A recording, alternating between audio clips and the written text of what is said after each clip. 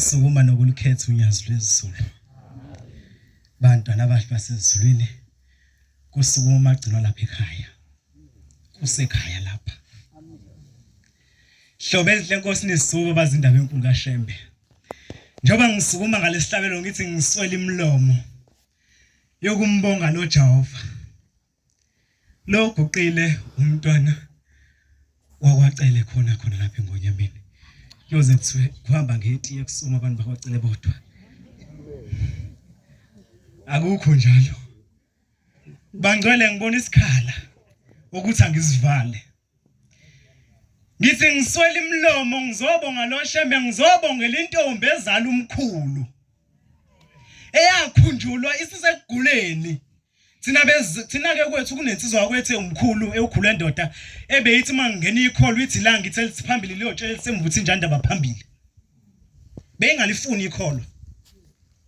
Kodwa namhlanje ngizobongela le ntombi udade wabo. Ukuthi kwazi ke insuku lapho isigula khona yayisifudumala sekusondela ukufa eduze. Yabe sisondela kumne wabo yathi mne wethu insuku yathi seziyasondela. Ngisacela ungise emzini wasekuphakameni. Yabe seyithi lensizwe ukhulu endoda yabe sithi angilibeki lapho mina. Ikholo ngilifuni. Bayayazi obaba bangakithi.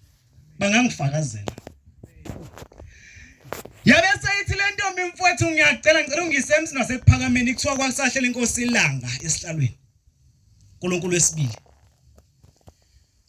Athi umfowabo uyancikaza athi uyancikaza le ntombi ngiyacela mfowethu ungihambise emzini wasekuphakameni.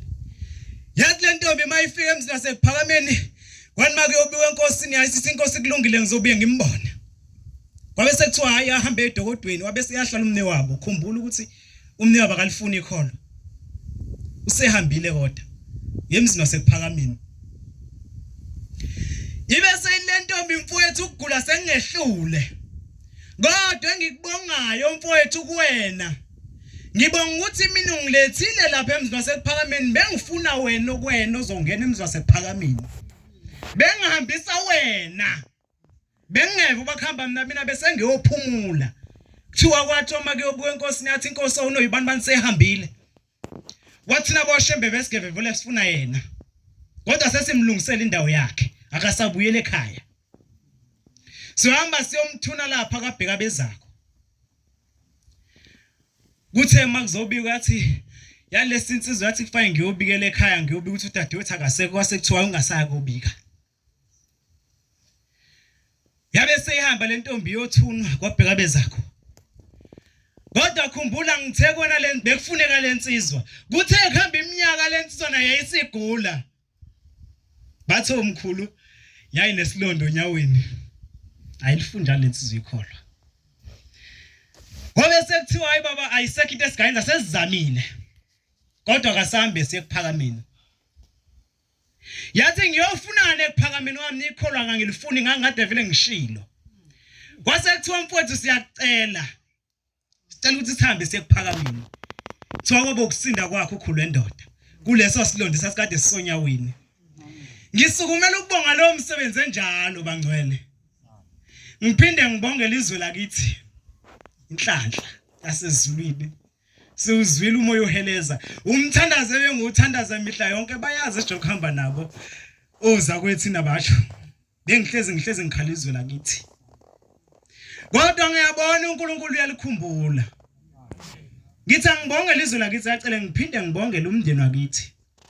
Ngiphinde ngibonge kuye kwathi khamba udadewethu ekhaya kwasoba nokuphazamisana wayesithi intombi engizala kangangcotshwa ngebhusi wathi base kuyaphazanyiswa nabase ngishayisana phezulu. Ngabe sethi intombi engizala ngathi ehlisa umoya mavuma oba sekusho umyeni wakhe into ozoyenza. Wabe sevuma umama ngithe mangisuka ngesonto elizolandela lelo ngahamba ngayisikhumbuzweni ebuhleni. Thema ngifike ebuhleni ngafika nganikele udadewethu ngamshala amathizi gacela uNkulunkulu kaShembe amkhumbula amkhiphe ebhokisini. Asiphelanga ihlobo elinsuku eziningi. Ayiphelanga inyanga ngihambe ngo28 ngomhla ka28 March. Ngiyocela ezulwini. Kuthe emva kongibuye emhlanga esikhumbuzweni yabe siyafika intombi engizalwa nayo. Yabe sithi mfowethu ngizobonga. Ngizobonga umuso ongitholele ungifunele wona ezulwini.